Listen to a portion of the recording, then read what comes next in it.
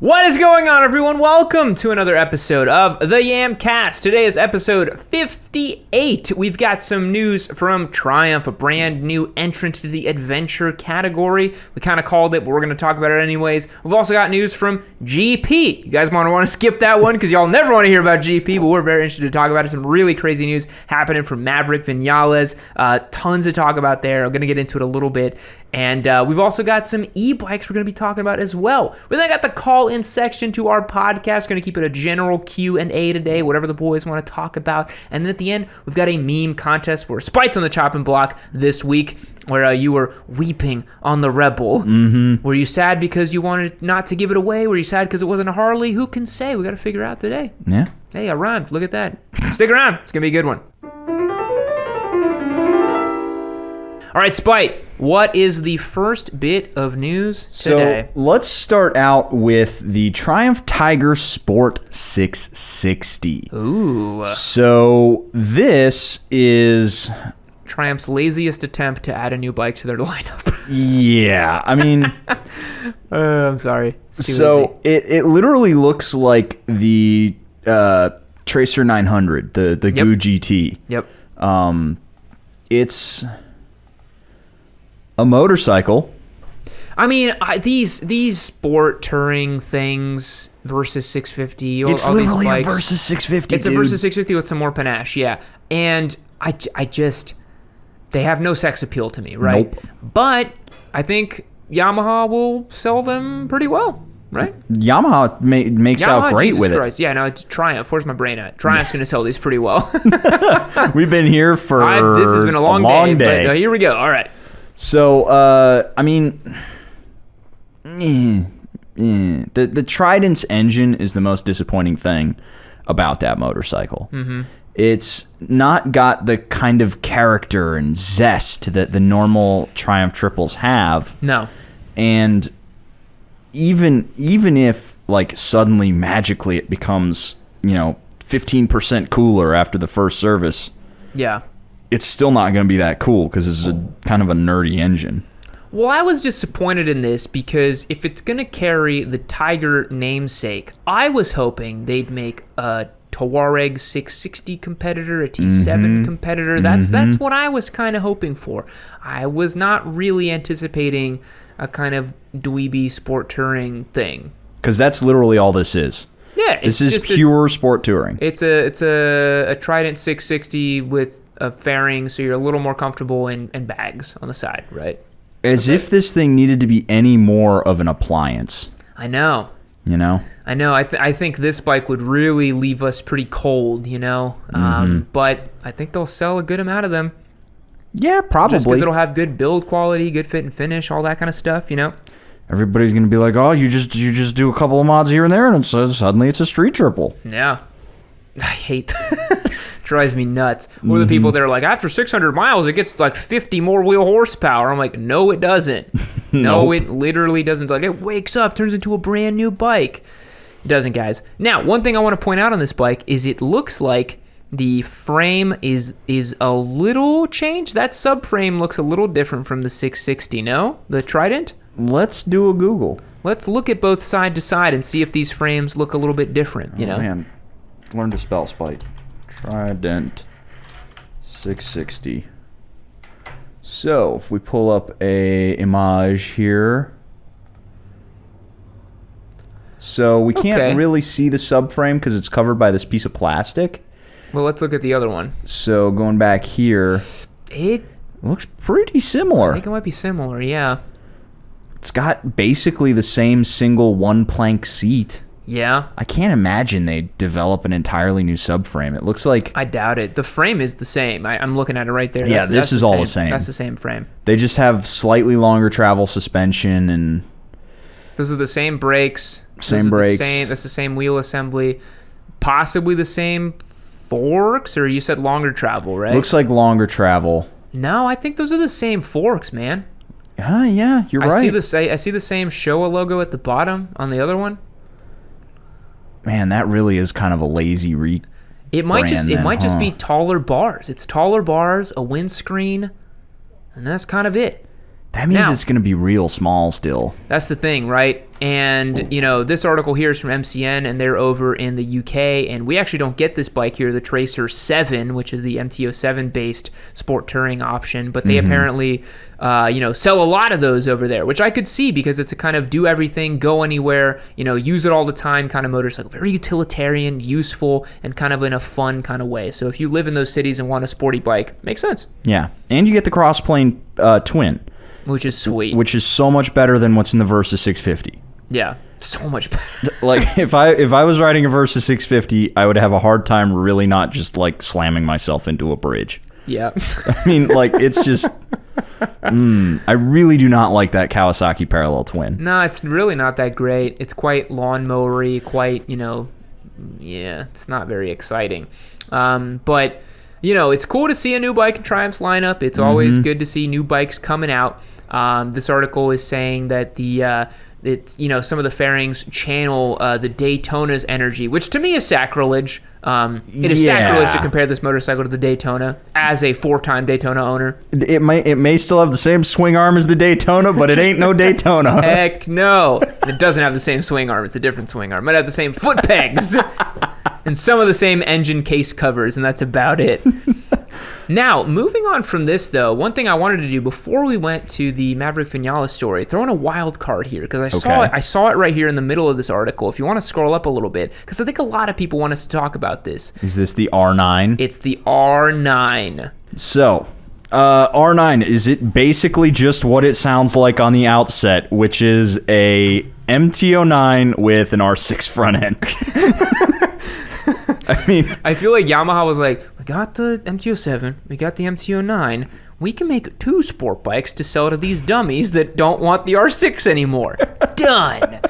Now, we were talking about this earlier before the stream started, and I don't think this would be that awesome, and there's a couple reasons for it. My biggest thing is that the MT-09, I don't know about the new one, but the other generation was conceived as a roadster motard, upright, fun, torquey, naked bike. That is the polar opposite of what a Yamaha R bike is meant to be. Now, the R7 has done some pretty amazing things, but the FZ07 and MT07 platform bikes were always better at being adapted to a proper sport bike than the MT09. You literally don't see anybody out there racing or tracting or doing anything with a fully fared MT09 Franken bike, whereas you saw that with MT07 platform bikes. So I'm very, very, very reticent on an R9. Spite, what do you think? I mean, that engine is so savage. Yeah, it's all torque. It's just, Yamaha just slaps a big plate of food in front of you and they're like, eat up. Yeah, and you're like, there's all of this? You're like, eat it. I mean, it is just a savage monster. And yeah, it's got some top end, but that's not what you're there for on that motorcycle. You're there for 69 foot-pounds of torque, baby. Yeah. And just stupid gearing. I mean, it feels every bit as torquey as a leader bike. Oh, hell yeah. It's got torque for days, dude. It's a ridiculous bike. And, a lot of people might say, well, the new one has a 6-axis IMU and traction control, and the MT-09 SP has Öhlins and all that stuff, as if you can just put Öhlins on a bike and it magically makes it just a beautiful handling motorcycle. There's a lot more to handling on a bike than just suspension, guys. There's frame design, there's the geometry, the wheelbase, the flex, the position of the engine. Again, I am very reticent on if an R9 would make sense, if it would work, or what the hell is the point of an R9, right? But here's the reality of the R9. If and when it drops, we're going to have to get one. We'd have to get one. We have to buy one as an intermediate giveaway bike and have it for like 4 months. Yeah, literally no doubt, because we have the other one over there. Of course we do, right? You guys got to wait on that, but we do have the other R bike in there. Yeah, R9, I don't know, dude. I don't know. I'd have to ride it to find out, but I can't see it. Mostly because the R7 didn't receive any engine changes, didn't receive any frame changes. So you know that if they made an R9, it'd be same frame, same engine. They would not change those. And so I talked to Blockhead briefly, who has a new one, a new MT-09. And he's like, it handles better. I didn't get a ton of details on it. you know, because we were spending most of the time talking Harleys when we were in Sturgis. Yeah. But I mean, it handles better than the old MT-09 is a low bar to clear. Very low. Very, very low. Yeah. So I don't know. I'm hopeful that it doesn't feel like it wants to fall apart mid-corner, but I mean, again, that's not what you want out of a sport bike at all. You want it to be like laser focused and nice and predictable. Mm-hmm. And that is not what the MT-09 was at all, ever. Mm-hmm. The MT-09 is this on the side of the tire, and it's this under everywhere acceleration. Else. Yeah. And that's what makes it really fun and cool as a street bike. But, again, man, like I just think about all the people that built FZ07 race bikes, Twins Cup and Moto America. That platform made a lot of sense. The RS660, there is no 900-ish cc fully fared super sport thing happening right now at all. That's like a throwback to when Honda had the 929s and stuff, right? Yeah, like the 900 RR from like back in the early 2000s, late 90s. Or Cowie with the ZX9s and stuff, right? Mm-hmm. Like I guess you could go back then, but yeah, I don't know, man. I don't know. I'm not feeling it. I'm not feeling it either. But yeah, I kind of feel like for our next intermediate bike, we would want to do like a new MT-09. I feel like that would make a lot of sense. I think people would like that. Maybe if we could get our hands on the SP. Yeah, that'd be cool. That would be really cool. Yeah. Anyways, moving on from this wild card entrant that we had to do for the views and the clicks for all the people to watch for the R bike simps. More Yamaha news. We're talking GP now, right? Yeah, I don't want to talk about this electric. I don't care. Can we not talk about it, please? Please. Yeah. The R bike thing was a lot more interesting. Yeah. So, all right, Maverick Vinales. Here we go. Yes. Okay. So. There's so much to unpack here with Maverick, dude. Do you want to start from the beginning of the season and kind of talk about this? Yeah, we might as well, because it's been a heck of a season. Yes. All right. So Spite and I are both avid MotoGP enthusiasts and fans. And if you guys aren't, you might just want to skip this part because there's a lot of GP lore and background we're going to cover. Maverick Vinales, not for lack of trying, he's one of the fastest goddamn people in the world on two wheels, qualifies like an animal. Stupid fast rider. He's just inconsistent and a bit mysterious and a bit strange, and he's never really been able to piece together that qualifying lap performance into great races, right? He's been with factory Yamaha for like 4 years. He's like 1 week he's on the podium, the next week he's in 18th place. It's crazy. Like nobody else is as inconsistent as Mav is, and Maverick's, for lack of a better word, kind of a piss baby when it comes to him and his motorcycle. Yep. He's always blaming Yamaha, blaming the bike doesn't work. Meanwhile, Fabio's consistent, going well, doing well, and he kind of was able to ride that excuse with Rossi on the other side of the garage, but now with Fabio doing as well as he did, there's no excuse. There's really no excuse. So we pick up with this year and this season, right? Maverick wins, was it round 1 in Qatar, right? I think, he took round 1 in Qatar. Yeah, Mav won, and then later he got a couple other podiums, I think, and he ended up getting that second place where he was all pissed off with his second place because he didn't That was win. Assen before the summer break. And then we pick up in this story where Maverick was suspended from riding at this final round that we just witnessed. And, 2 rounds ago. 2 rounds ago. At God, I can't remember the name of the venue. That was Red Bull Ring. At the Red Bull Ring, yeah. Styria. So they said, Mav, you're not riding, right? And the reason behind that was... So Red Bull Ring round 1, he was holding the bike at red line. Yeah. And he was just banging the bike off the limiter and leaving it there. Like it was a Gixxer 250. And there's onboard footage and telemetry from the bike showing that he was riding it in this way. And it's painful to watch, man. It is. I watched the footage and I was like, whoa. Yeah. I mean, that's like millions of dollars worth of motor. I know, dude. Like you have probably 100 guys in Japan working on your bike. You've got a $7 million a year contract to just ride the bike the best you can. That is his express job. That's all. His job is to jump on bike, make bike go fast. Yep. That's what Maverick's whole goal is to be. And to disrespect the factory like that, to disrespect this opportunity that literally thousands of riders at a caliber of his would die. They die for the opportunity. Yeah, I just felt like was just the biggest slap in the face. And the footage is so damning, dude. Man. And even even if the footage didn't exist, they have the data. The data is there. Like there is not a single part of that motorcycle that isn't constantly being monitored all the time. Yeah.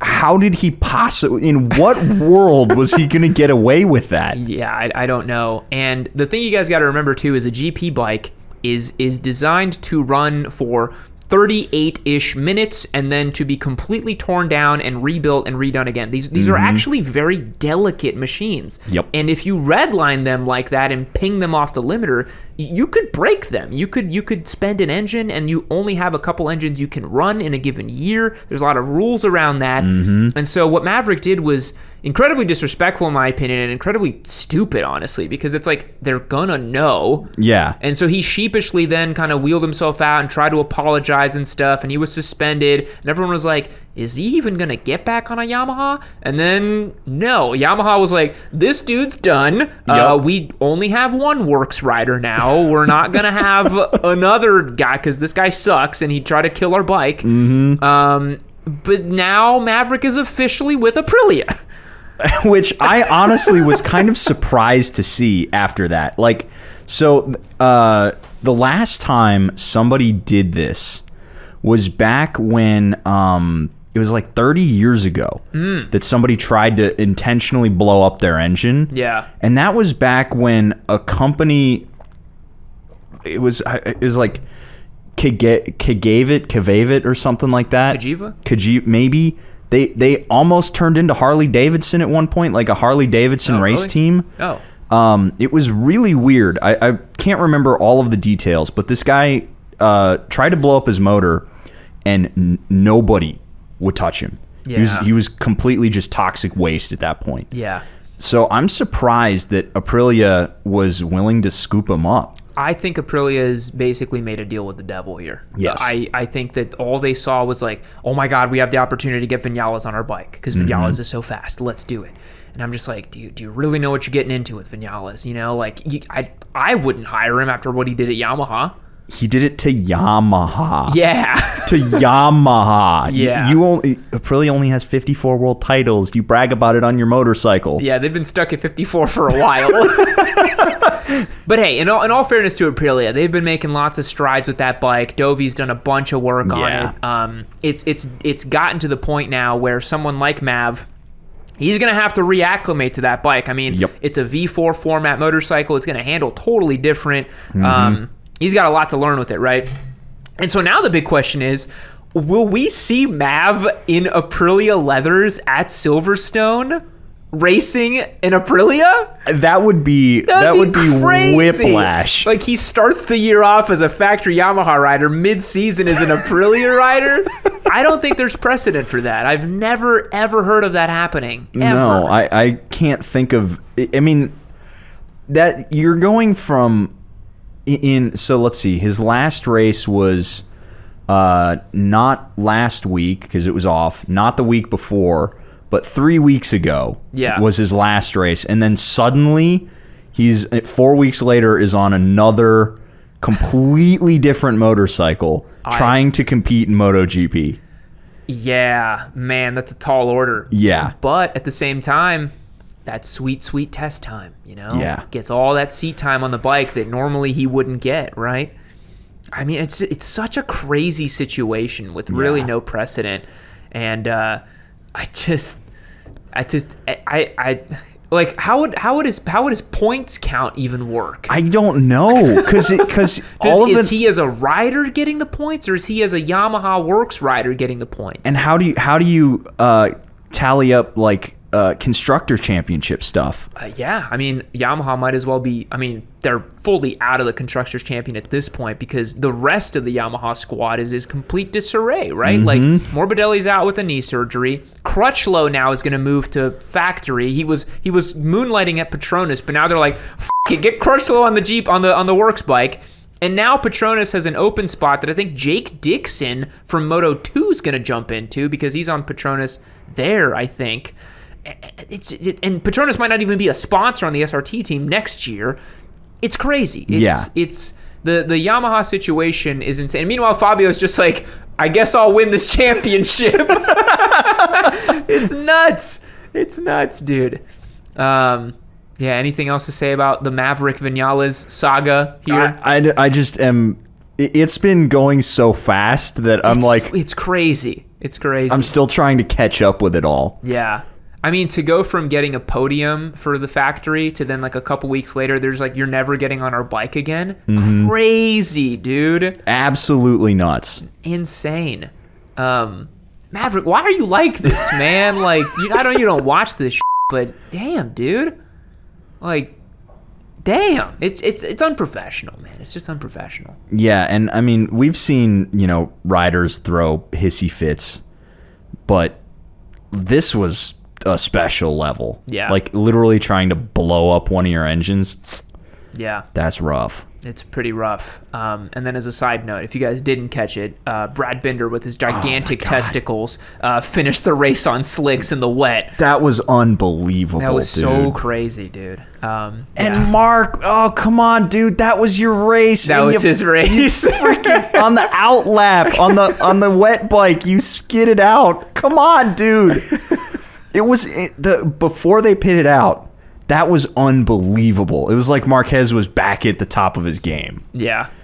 Queso put a great comment here that I'm going to say on the Yamcast. He said, one insider put Vinales' combination of luck and his own incompetence, commenting, Maverick's ineptitude culminated in the fact that he wasn't even able to ruin an engine in the race a week ago. Ouch. Ouch. Ouch-a-mundo on Maverick over there. Brutal. Yeah. Anyways, that concludes the news section of the Yamcast, and now we're going to move on to the call-in portion of the podcast, where if someone calls me and wants to talk GP, I will not say no. Let's get into it. All right, folks, this is the call-in portion of the Yamcast. Remember, if you want to watch these live, call us in, hang out with us on that deeper level, have fun with us. Join over at yammynoob.co. You can register for free and then select a tier for whatever subscription you want, and you will get access to the Discord. All subscriptions have access to the Discord, so if you sign up on yammynoob.co, register for free, get an account, you can join us on the Discord and the Yamcast, which is pretty cool. So for the Discord, boys, if you press and hold Spite's name, you can call him, and you will be on the Yamcast. Let's go. Sweet. Diving right in, we've got Millennial Malaise, who's not there. We've got Lava Melon, who is here. Hey there, Lava Melon. You are on the Yamcast. How's it going? I'm doing well. And yourself? Good. Today is a general Q&A. What have you got for us? I wanted to know, is there any plans in the future for you to talk about some of the stuff that happens on Moto Madness? Because my father and I have been watching it lately to hopefully learn something about how to prevent crashes. And a lot of the people on there are just really dumb, and it seems like they don't know how to drive even safely. I don't think we'll have any plans to comment on that kind of stuff because it doesn't really fall in our wheelhouse of content. Spider, are you familiar with this channel or no? I am not. So Moto Madness is a surprisingly gigantic YouTube channel. I had no idea these guys are this big. They have like billions of views. Whoa. Yeah. And all they do really is like collect compilations of like sort of terrible riding, terrible drivers, weird reactions. It's like it's a little shock jockey, right? Mm-hmm. But from what Lava Melon is saying here, it is a decent learning tool to see like what people are doing. I think Dan the Fireman's got this pretty much covered, where he looks at this kind of stuff and analyzes it and thinks about it. I personally wouldn't feel comfortable looking at footage like that and trying to analyze it and thinking about it because I don't have all the facts and I wasn't there, and it's just hard to comment on something like that. I have seen some of Dan's stuff, and I have to say I'm not really a fan. There were a few times when I absolutely disagreed with him on how the situation should have been handled. He doesn't seem to want to tell people it's okay to brake if you're feeling concerned. And I feel like you're a lot less likely to get rear-ended than you are to have somebody change into your lane. Yeah, it's pretty rare to get rear-ended. It does happen, but yeah, pretty rare. I got rear-ended. Yeah, you did. Yeah, so I don't know. I wanted to see if that was something you were interested in covering, because it seems like a space where there's only really Dan, as far as I can tell, talking about it. I mean, Moto Madness puts the stuff out there, but they don't really comment on it. Yeah, I mean, for us, it's just not really our wheelhouse of stuff, you know. But yeah, I mean, we are aware of it, but yeah, not in the cards to cover it, I wouldn't say. Understood. Yep. All right, well, it's great talking to you guys. All right, Been man. wanting to do that for a little bit. Yeah, I appreciate the comment. Thanks so much for calling. We'll catch you later. All right, bye. Alrighty, next up we've got Ride Red, Bleed Blue. Hey there, Ride Red, Bleed Blue. You're on the Yamcast. How's it going? Oh, pretty good. So I was just scrolling through the local Facebook marketplace, and my first bike is up for sale again. Cool. I thought it was kind of neat. The market's hot right now. It looks like he's selling it for what I sold it to him for. But what I was concerned about was when I was looking at it, he only put 800 miles on it, and I sold it to him about 2.5 years ago. Whoa. Yeah, it's an FZ6, the like 90 horse. I made it a naked after I kind of hated the sport touring look. Yeah. But I didn't know like how much responsibility do you put it on like us as riders to who we're selling it to. I thought I gave the guy a pretty good overview of like, this is the kind of bike it is. This is how it makes its power. It was my first bike, but it might be much. And it was his first bike, so. Man, I think at the end of the day, you know, it's a free market, and if whoever's got the cash and is willing to buy the bike, you can only do your best and try to explain to them what the bike is or what it can do, and you know how to ride it and stuff like that. But I kind of want you to buy it back, honestly. Spy, what do you think about the situation? I actually was in a similar situation with my own 919. It showed up in Dallas for sale. I recognized the stickers that were still on it. Wow. And I actually reached out to the guy and I was like, hey, I know it's borked because I know how it's borked. Oh, I remember this. Yeah. Yeah, and I was like, I will drive up there right now with $1,500 cash in hand and take it off your hands right now.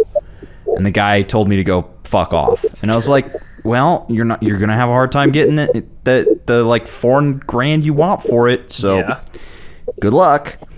But yeah, I almost bought my own bike back, which I really wish I still had a 919 in the shop because that bike is so sweet. You never forget your first like big power bike. Yeah. Yeah, it was. I loved that bike, but I really thought about maybe buying it back, but really need that financial decision. And biggest thing I disliked about that bike was it didn't have enough torque for my taste. So, but I guess I wish the guy the best of luck, but I was just kind of thinking like it was a good topic to talk about. So, yeah, doesn't sound like you rode it too much, which is a bit of a bummer, but yeah, always kind of weird when you see your bike pop back up, you know? Yeah, hoping to win that Modern Classic Rebel from you guys, but yeah, I'll let you guys go and let the other callers hop on. All right, thanks, man. Thanks for calling. We appreciate it. See you later. See ya. All right, who we got next? Next up is Minte.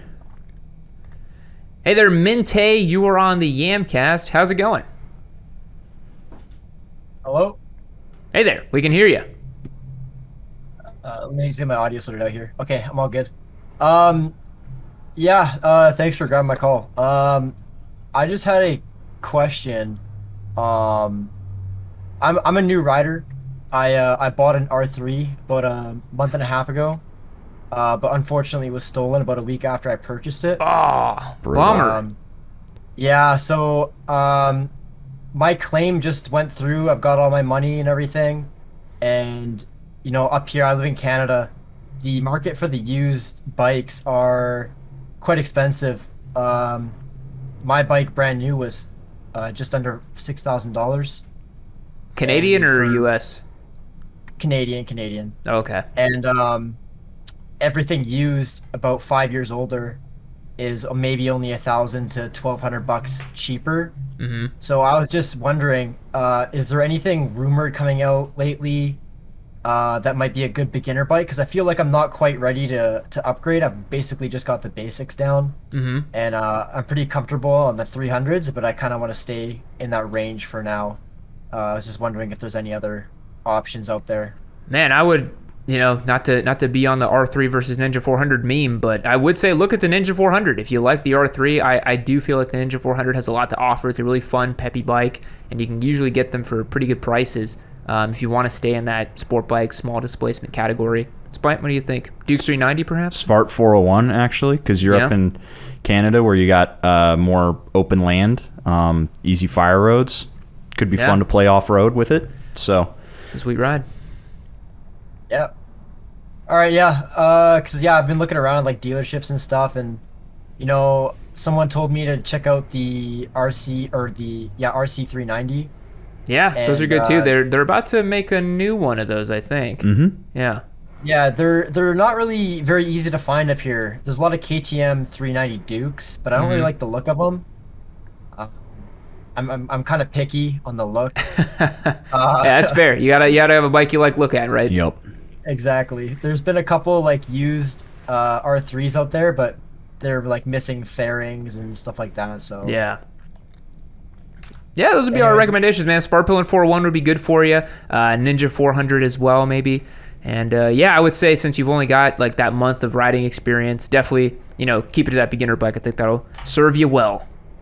Yes. All right. Thanks for taking my call. Really all right, man. it. Take it easy. See ya. Yeah, you too.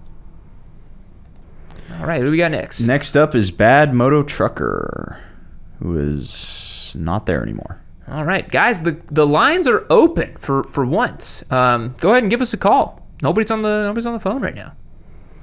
Weird. That never happens. Yeah. No, we got a new guy. Ask and you shall receive. Yep. Power level Z900. Hey there, Power Level Z900. You're on the Yamcast. How's it going? Hey, Yam and Spite, how's it going? My name's Wes. It's in the name, too. It's probably easier than saying my whole Discord name out loud. I had a question for you guys pertaining to my girlfriend's next motorcycle. Now, she's got an 18 Yamaha Bolt. Dude, it's a great little bike. But I have my Z900, and I don't know, the more she rides with me, the more she wants to get a naked bike, too. So I'm curious as to what you think might be a good progression for her from the Yamaha Bolt to, like, I don't know, more of a faster kind of naked sport style bike. Spite, I think you're uniquely equipped to answer this question because I believe you're in the exact same situation, are you not, with your girlfriend? Yes. Yeah, so she's currently on the Street Rod 750, and she asked me whether she should get a Duke 890 or a Street Triple, and I about burst into tears because I was like, those are both amazing. Thank you for getting a cool motorcycle. Well, that's kind of where I was at. I recommended the SV650 and maybe even the Z650 because she's only 5'2", so her inseam is real short. She has a hard time even tiptoeing my bike, So I'm kind of in like a weird spot where it's like, oh man, and then we're looking at the Rebel 1100. And yeah, it's quicker, but I don't think she's going to get the same amount of lead angle that she would get out of like a naked bike.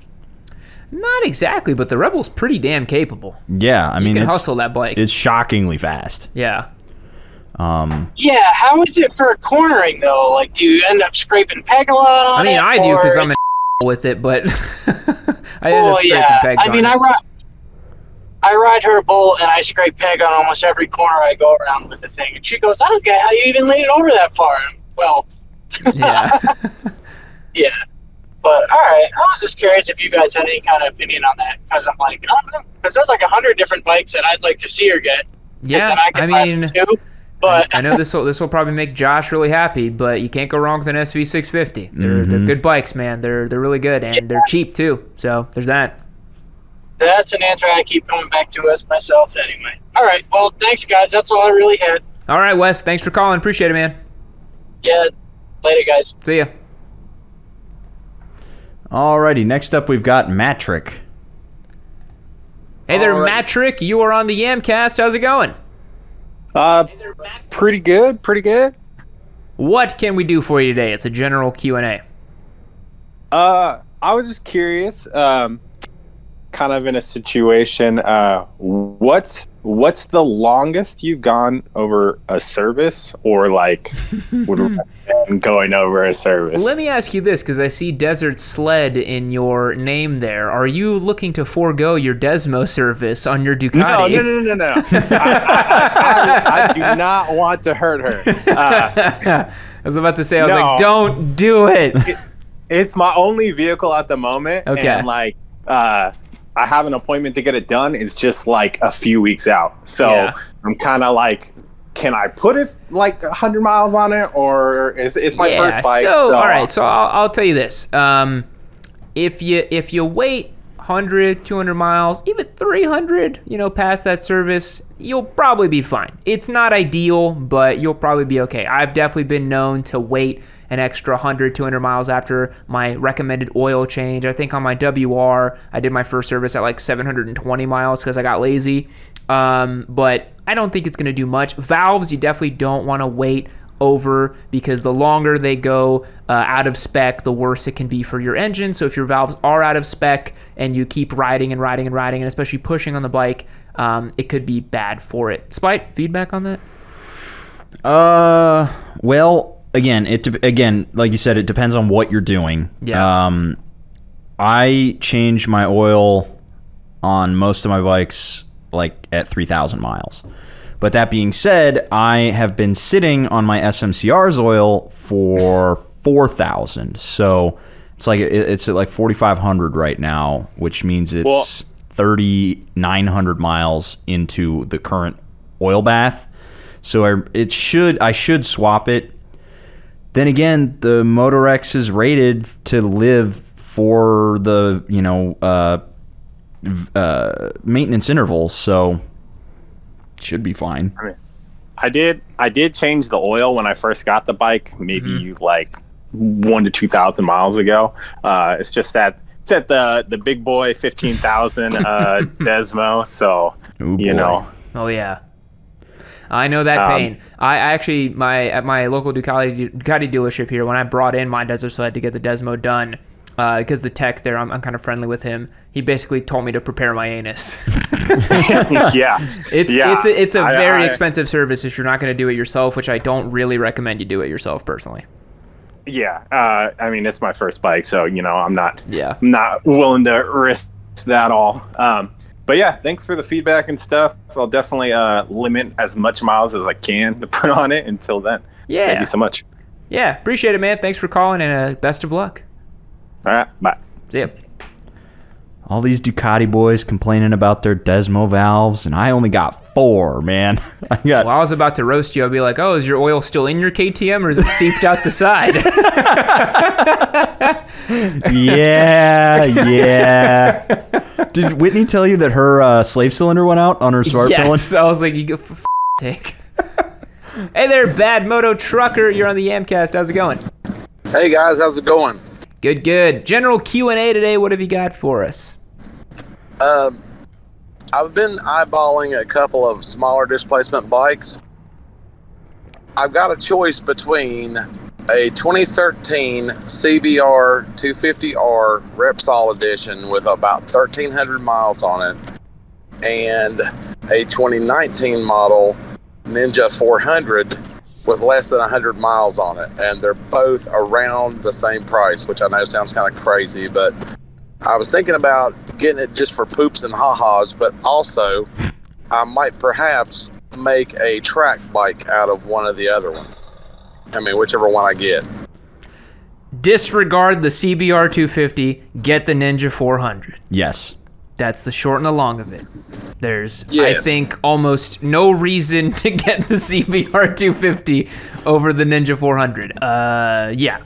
Spite, what do you think? The CBR 250 is a little wretched motorcycle. It's just old at this point, man. Yeah. It's like the bikes have gotten a little bit better in that category. Like, the by then. Repsol livery's pretty cool, but Yeah, it's like a not Jackson worth it. 250, yeah. The guy who's selling the Repsol Edition 250R, he's asking like 3,200. I figure if I could get it somewhere around 2,500, I might come out okay. But I gotta double check about the price on the Ninja 400. I would really steer clear of that CBR 250.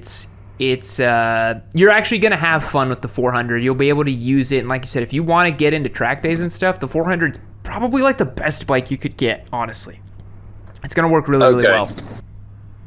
Well, I really appreciate it, and I'm looking forward to my first track day. My Triumph guy at the local dealership, he told me he could hook me up with a free track day, and I think they're having one on September 6th at VIR. Nice. That's a great racetrack. From what I've seen of it, it looks pretty incredible. I was looking at their website, trying to think of the people who are actually putting it on, but am I going to have my stuff safety wired in order to be there? It depends on the organization, but most likely no. They'll probably just want to do a tech inspection to see that there's no oil or brake fluid or anything crazy leaking out of your bike, and that your tires have tread, and then you'll be good to go, basically. Okay. And usually when they do that kind of stuff, I think Corner Speed is the name of the company that's doing it. Mm-hmm. I mean, I can handle, this tech inspection and all that stuff, but they've got like tracksuits that you can use for beginner classes, right? Normally, yeah, they've got suits that you can rent out and use and stuff. I rented my suit for my very first day ever many years ago, so no shame in doing that. I then bought my own suit because it was so gross, but yeah. Yeah, I was thinking as hot as it's been lately, because it's been in the 90s here, like unusually hot. I'm thinking that'd be like renting a used condom. It's not great, but if you've never done a track day before, I do recommend renting a suit just because it's way cheaper, and you can just get into it and have fun. But you can also buy used suits off people for pretty cheap. Josh did that and got his Dainese suit for like $300. So definitely look out for those deals.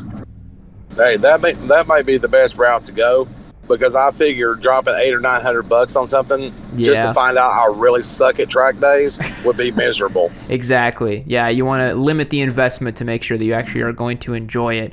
But best of luck, Bad Moto Trucker. We got to jump on these other calls. I appreciate you calling, man. Hey, thank you guys so much. Have a good one. All right, see ya. Bye-bye. Alrighty, next up we have Himraz BB, who's not there anymore.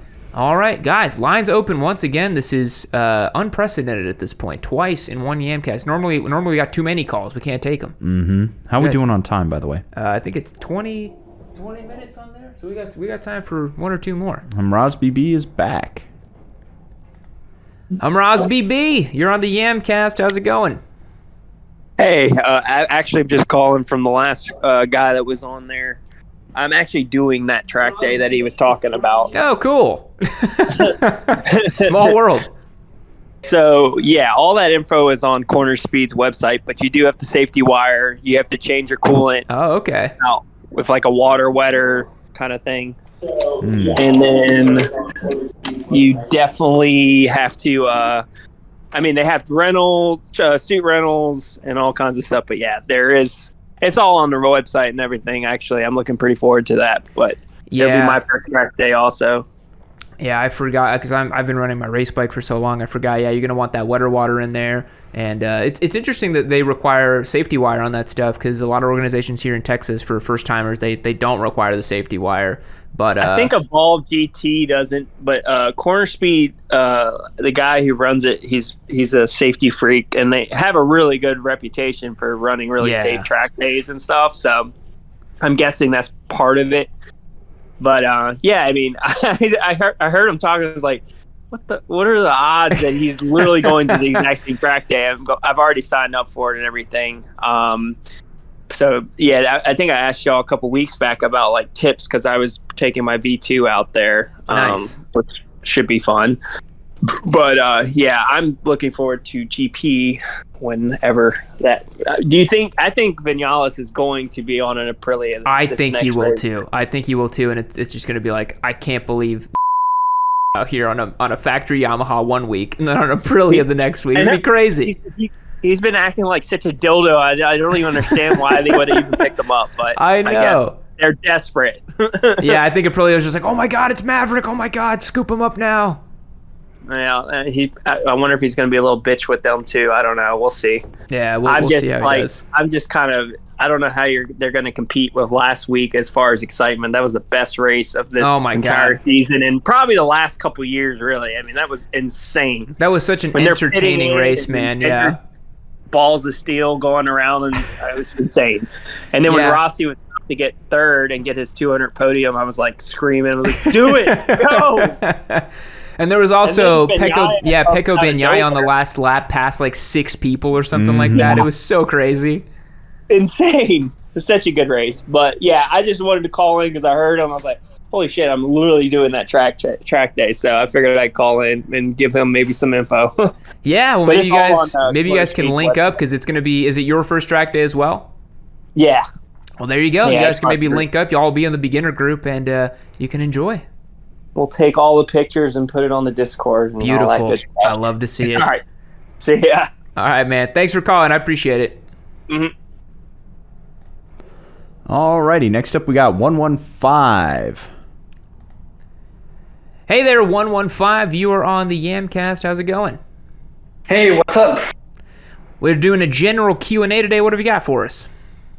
Hey, so I wanted to ask, what's your view on the future of motorcycles in regards to all the emissions regulations? Wow, big question. I don't think it looks good. Right?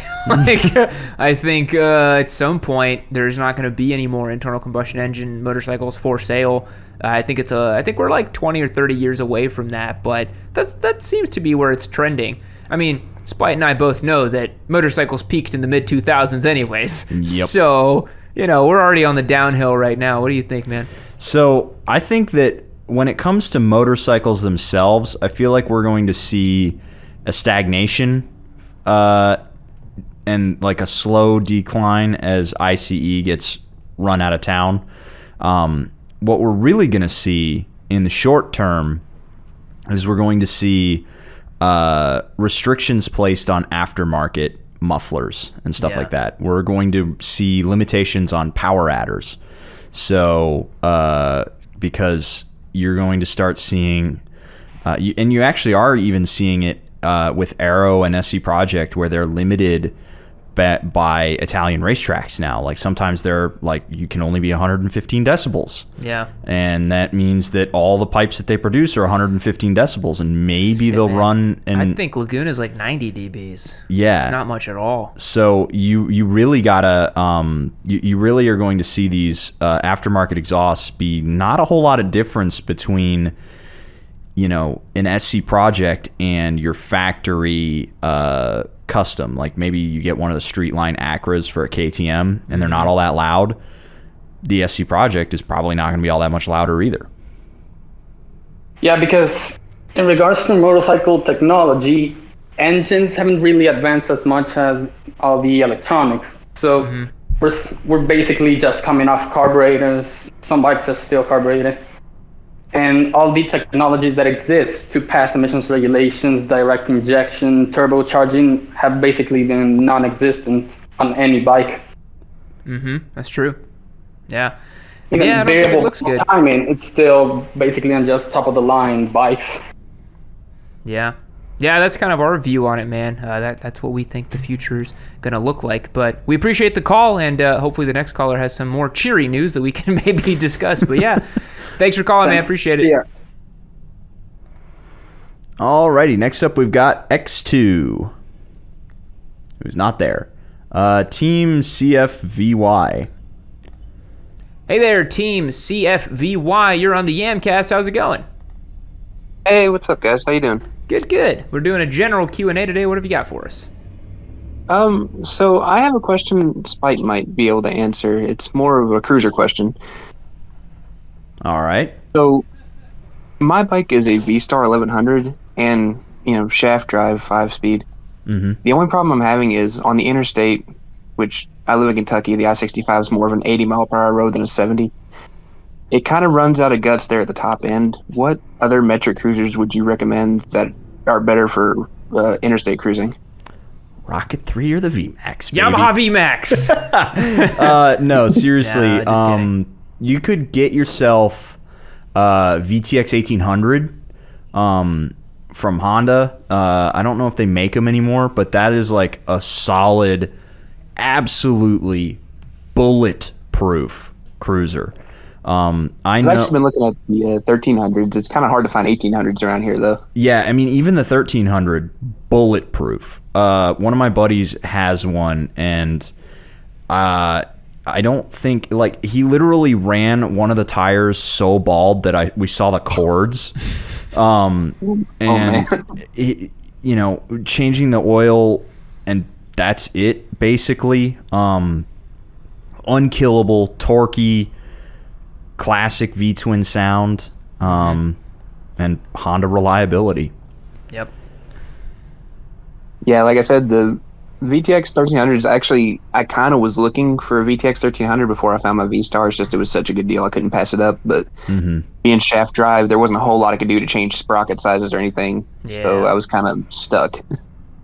Yeah, the both the VTXs are also shaft drive, if I'm not mistaken. So I know for a fact the 1800 is like total cruiser mode. Like, you can take it anywhere, and it's pretty fast for what it is.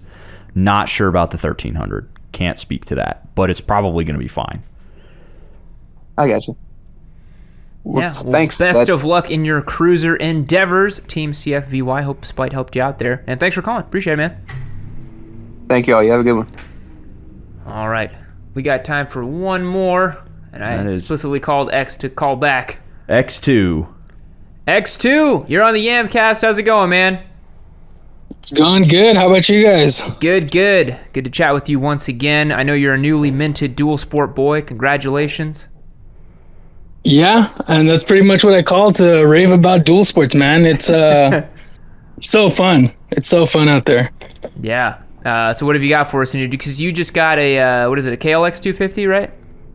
Yeah, I was looking at a KLX 300, but I didn't want to go new. I mean, I got this 2020 for like $5,000 with like 125 miles, so it's pretty much brand new. In terms of mods I've done, I try to get it ready. So I got like engine guards, axle sliders, hand guards, a new handlebar, and I'm install a T-Rex skid plate today. Nice. That took a while to get here, so.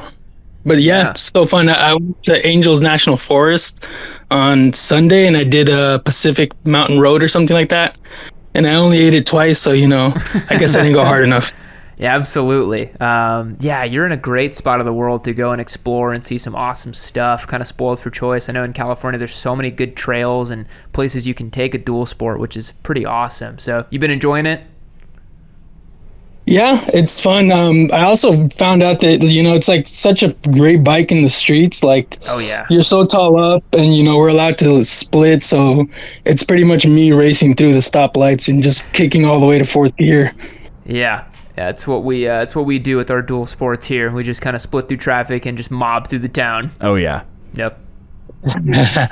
Yeah, it's fun, dude, and that's why I got a Thumper Simp on my Discord name now, no longer just the VIP pill, and I'm right there with Spite, I got the LC4 engine and I got the Thumper, yes, the little one. Yep, I love it, man. Yeah, so for all of you out there in the Yamcast universe, if you don't ride a dual sport, check them out. They're so much fun. Probably one of the best choices you can make, bang for buck, in our humble opinion, as confirmed by X here. Yep. Exactly. That's the PSA for the week. Yep. And we'll end it on that note for the call-in, man. Thank you so much for chiming in, and we'll catch you next time. Bye. Bye. Alrighty, folks, that's going to wrap up the call-in section. We're now going to move on to the meme contest of the week. Let's do it.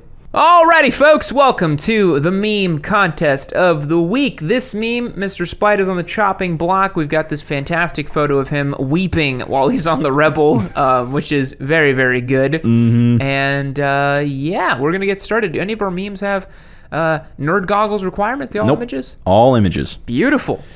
So we have all 15 entries. We actually got a lot of entries this week, so a bunch of people didn't make it in. There are some that I saw on the Yamcast channel that I think they came in late, but they really deserve some honorable mentions. So we should bring check them those up. out. Yeah, those are really good. So starting us out, we've got Rylan here with this meme. Says, when you realize that the Harley boys will still keep asking when you're going to get a real bike. That's very accurate, yeah. Even the subtext here is that the Rebel absolutely whoops up on all the real bikes. Yeah, and it's just ridiculous because you can buy a Harley and then they will still tell you it's not a real bike and it's not a real Harley. Guys, nobody actually knows what a real Harley is. Just gonna put that out there. Nobody knows. Even the people on Pan Am's, the one with the 150, the most powerful engine Harley's ever produced, and they're like, it's not a real bike, man. You can't hit a moving target, people. Come on. Yeah. Okay, so for Rylan here, creativity and funniness. I think creativity is a 6.5 here. 6.5. And funniness. Good chuckle. 7.5. 7.5.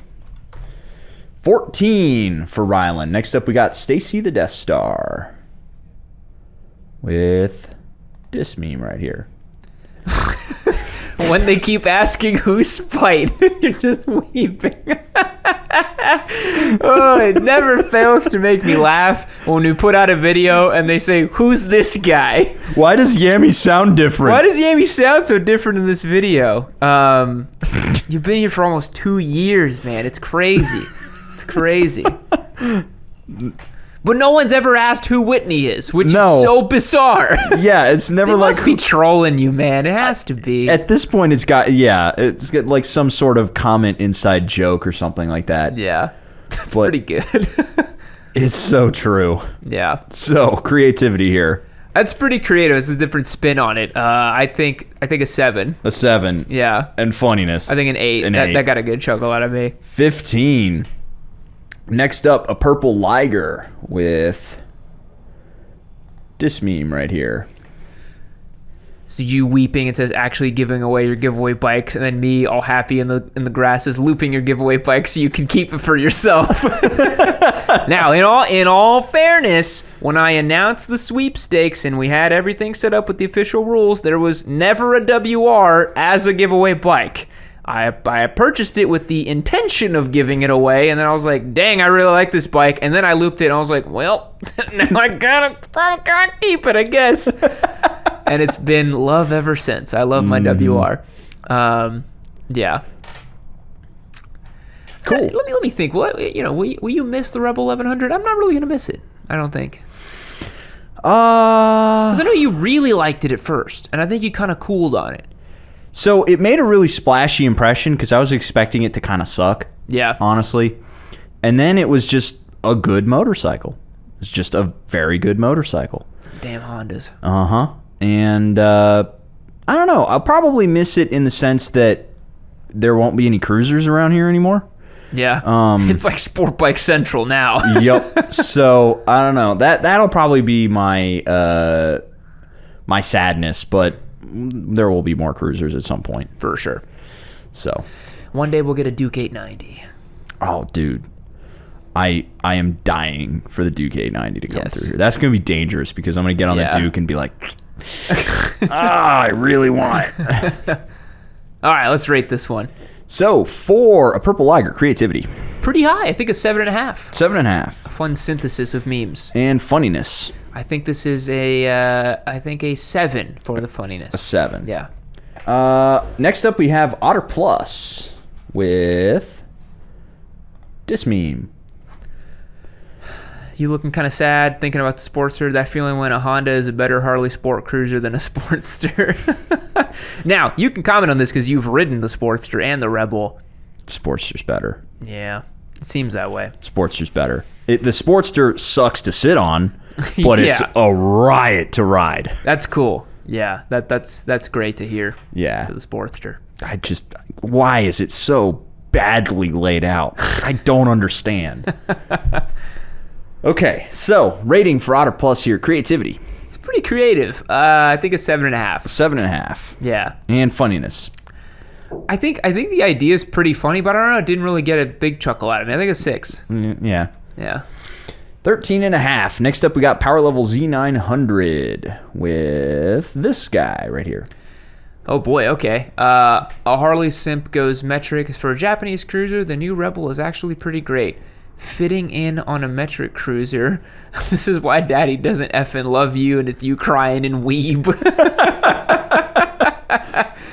This is what you always say is going to happen to you if you like rock up on a Rebel or something like that. Yep. Do you really think this would happen to people? If you I guess if you're to like just rock up to like a Harley meetup on a Honda, do you think they'd really just be like, get on out of here? I mean, they wouldn't chase you away, but they would probably rip on you mercilessly. Yeah. So, because they're like, A, you got the not a real bike because it's Sportster, and B, you got not a real bike because it's a metric cruiser. Yeah. So you're getting it from both ends there. Yep. So 4, power level Z900 creativity here. Pretty creative. I think in 8. An 8. Yeah. And funniness. A 6. A 6. 14. Next up we have River with this one. Says, you mean to tell me that despite this being a cruiser, it goes zoom zoom instead of vroom vroom? F word. With some words kind of on there. Harley Davidson, Wannabe, Sportster, wannabe. Not feeling it. Not feeling this one, I gotta say. Yeah. So, creativity. I'm gonna give it a 5, middle of the bell curve. And funniness. I think this one's a 2.5. Yeah. It's not really, didn't do much for me. 7.5. Yikes. Next one, we've got Wyatt. Riding home on your CMX 1100 after test riding a Sportster S. You're just crying. In order to call it the actual name, the CMX 1100. That's what it says on the title. It's a CMX 1100. Yep. Yeah, because that's the CMX line, but everyone knows it's a Rebel 1100. Yeah, I think do you think that you would be this sad after, if you were, like, let's say you were to buy a Rebel 1100, you're like, heck yeah, I got the new hotness cruiser, and then you rode a Sportster S, would you really just be like, shit?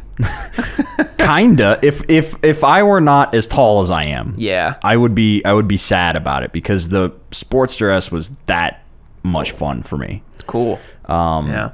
But I fit better on the Rebel than the Sportster, and that's kind of saying a lot. Yeah. So, 4 Wyatt here. Creativity. 6.5. 6.5. And funniness. Same score. 6.5. 6.5. 13. Next up, we've got Clive's Knives with this meme right here. So it's you crying. It says, why couldn't this be a Harley? And it's Whitney in front of the Pan Am. I don't get it. Am I missing something? Yeah. Nope, it's not readily apparent to me, and a meme should be, so... Yep, I'm not getting it. Like, I guess they're thinking, why couldn't this be a Harley? But I don't get it. Yeah, I don't understand why Whitney's there. Anyways. Creativity. I think middle of the bell curve, 5. 5. Yeah. And funniness. I think a 2.5. A 2.5. That is our second 7.5. Yep. Next up, we got Chancy Boy, whose name I misspelled in that sheet because I was going really fast while I was typing it. When you come home from Sturgis and realize you fit better on a Rebel than a Sportster S, and just sadness. Mm-hmm. You do fit better on the Rebel than the Sportster, right? Yep. Yeah. By a lot. Damn. The Sportster doesn't look like it was designed for humans, man. It looks really so doesn't. weird, when you dude. sit on it, it's so long and flat and low. Yeah, it looks like your feet are kind of high, but your hands are kind of low, and you're like, it's such a weird ergonomics. Like, did package. you see? Did you watch the video? I watched him. Yeah. The ergonomics on that bike are so fucking borked. Yeah, I don't get it. Yeah, I really don't, and it's stunning to me that it handles so fucking good. Why couldn't they make it so that normal people could fit on it? Because Harley. One step forward, 2 steps back. Oh, damn it. Okay, so for Chancy Boy, creativity. I think a 6. A 6. And funniness. Pretty funny. I think a 7. A 7. That is 13. Next up, we got Marky Mark.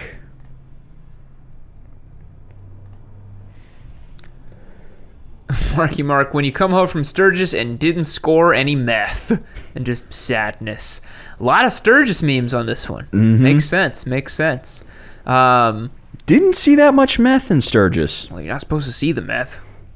I mean, you gotta see it to do it. I suppose, but I can't imagine like how buck wild would that be if they're just out in the middle of the open, they're just like lighting up some meth. Like, wow, that guy's literally smoking meth right now. I don't know. I could see it. So, like in some places, like maybe crazy, oh shoot, wherever Kid Rock was playing, there was definitely meth getting smoked at that show. Yeah, wherever Kid Rock exists, there is also meth. But yeah, there's this one outdoor place that people were definitely probably smoking some meth at. Yeah. Okay, so 4, Marky Mark. I think a 5.5 for creativity. 5.5. Yeah. And funniness. I think a 6. A 6. That Yeah. feels fair. Ninja Bagel 71 is next with this meme. When your mom buys the wrong bike for Christmas, and you look sad. Not really feeling that one. I'm not feeling this one. It's not a good one. So, creativity. I think I'm gonna give it a 3. A 3. And funniness. I'm gonna give it a 0. Youch. I mean, no emotion was elicited from my body. So I'm just sorry. The empty room painted beige with the dial tone in the background. Damn. I found Mike M. Okay. Is next with this guy. When you get picked for the crate challenge, and then some emojis, and you're crying here. What is the crate challenge? There's apparently going around on the internet, you stack up milk crates and try to go as high as you can. And I'm pretty sure people are going to die doing this. Oh, yeah, for sure. That sounds so dangerous. I also feel like KLR 650 owners the world over are very excited about this milk crate challenge. Yeah. They've been doing the milk crate challenge for decades. For them, it's how much can they cram in a milk crate. Yeah, so I guess sort of timely, kind of topical, but we were talking about this earlier, where emojis on a meme or a thumbnail make us sad. So, yeah, I contemplated putting emojis on a thumbnail, and I said no. Oh man, no, you're looking quite angelic over there. Wow, look at me! Holy crap! Good grief! Yeah, that light is no joke. Maybe I'll just move. Because I can't really. Well, this light's already here. I can't really go anywhere. Oh well, maybe you're just gonna be. Maybe I'm just really bright for a moment. You're just gonna be a shiny ghost. Wow! Look at me. Professionalism, production quality. Look at that. We can't control for the sun, people. Sun Yam can't hurt you. He's not real. Okay. So I found Mike M. creativity. I think like a 3. A 3. And funniness. Like a 1. That's a 4. Now we've unfortunately seen some low qual memes, and I know that there's some really good ones that came through. I want to see these honorable mentions. Okay. I will say. All right, we will go through the honorable mentions. Okay. So we'll do these last 3, and then we got to see some of the fire memes that people made, because I saw a really good one on the Yamcast one. We will go through them, because yes, the folks who put in some effort, unfortunately they put in too much effort and didn't get them in on time. So the spots ran out. So next up we've got Crisp Dwit. Harley group chat, roast Spites for liking other bikes. Spike to chat, LOL guys, I'm cracking up. And you're just crying. That's pretty good. I like that. This reminds me of one time when a buddy of mine who owns a 1190 Super Adventure went riding with some Harley guys, and they asked him, why you get a dirt bike? Yikes. I'm like, dirt bike, huh? Dirt bike.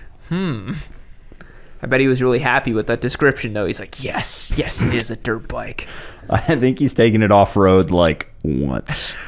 Fair. Who cares? That's like asking, like, a Land Rover owner. It's like, dude, you hit any single track with that thing? It's like, no. So, for Crisp Dwit here, creativity. I think a 5.5. 5.5. And funniness. I think a 6. A 6. That's 11.5. Next up, we got Magic Toaster. with our Virgin and Chad memes here. Okay. Virgin ICE motorcyclist. Valve timing problems. Only fills up at gas stations. Engine has more than one moving part. Relies on dead dinosaurs and needs to make sound to get attention. You're kind of sad.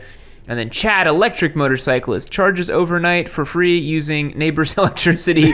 Can fit so many electrons. Has more torque than God. Unlimited power. Electricity and magnets are practically magic. Realizes no one wants to listen to loud motorcycles. It's an interesting. This almost looks like a copium post for the electric motorcycles, because everyone kind of knows the ICU ones are cooler. Yeah, except for Magic Toaster. Except for him. This is a weird random aside, but have you seen the Olympic track cyclists? No. So just Google really quick Olympic track cyclists, because. And look up the images. See if we can see some of these guys. No, you gotta see them on the podium. Basically, these men who do this are so, like, their bodies are so warped around this. They look like the Chad memes. Like, their butts and their quads are all, like, out of proportion. They're really, really weird looking. And I just wanted to point out that they basically look like the Chad meme because they just look so strange.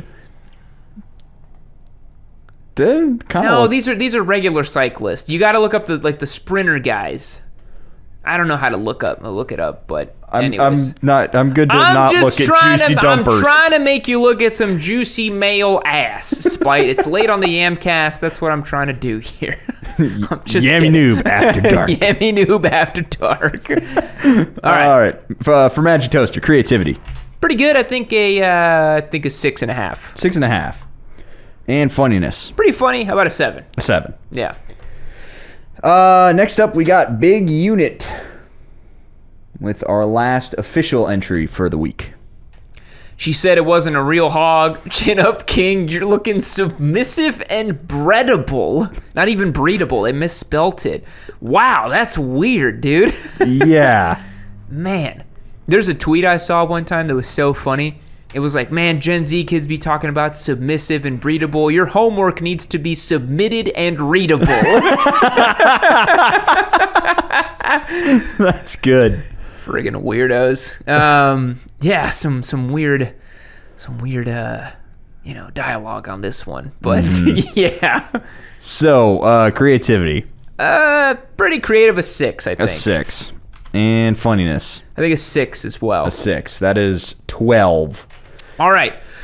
So let's determine our winners, and then I really want to see the honorable mentions because I know there's some really good ones, right? All right. I think our winner is Purple Liger with the 14 and a half. Stacy the Death Star is a 15. 15. Stacy the Death Star first. Then Purple Liger is second. And then Rylan for... Oh, wait. We got a runoff. So, Power Level Z900 or Rylan? I think the Z900 one was more higher effort, right? If I remember correctly. Yeah, so let's go to Power Level Z900 versus Rylan. I think Z900, yeah. Yeah. There's just more effort into it. Okay, so there is our... Yeah, okay. Third... Those are our podium. And fourth. Beautiful. All right, now, honorable mentions time, and I need to be a bit more cautious about this because in DMs, if people have won, I don't want to be doxing people on accident. Oh, so, good, yeah. All right, I will pull up our first honorable mention, which came in from... probably Rye Shy right here, which this one made me chuckle. So let me pull it back up. Okay, so it's you looking pensive, and then there's me, some of those thumbnail images. This is Shpoy. He is a pain in my asshole. It's always better than me. I have no hair. He has glorious hair. I am Virgin Tricrat. He is Chad Cruiser Boy. And then, I own Ducati. He can't afford Harley. Great success.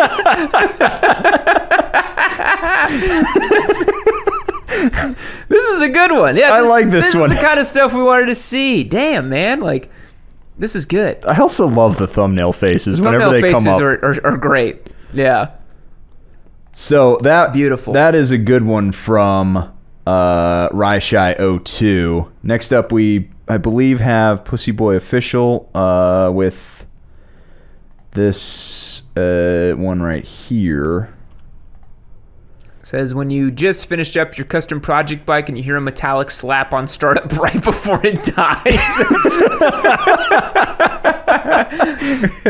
Man, we can relate with the Sporty. Mm-hmm. Yeah. It didn't die. It almost did. It made some horrible noises. And then we fixed it. Yep. That's a long story. Long story. Yep. So, next honorable mention, I believe, went to John here.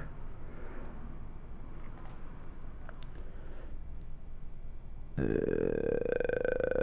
we go. So it's you crying in front of a burger place? Yeah. Don't get it. I don't get it. Okay, moving on. Why is this so hard for me tonight? I don't know. It's the end of the day. Let's take a look at maybe one or two last. This is the one I wanted to see. Yeah, because I saw this on the Yamcast and it's so funny.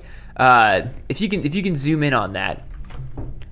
This was great. So this is like a Craigslist, like, sex ad, basically. Yep. And it's free spirit seeking wild Chad to ride to Sturgis. M4F, 31 years old. Hello, Harley goddesses. I am looking for a sassy, rugged woman who craves the freedom of the open road, who smells of leather and Marlboro Reds, and likes the strong vibration of a V-twin between her legs.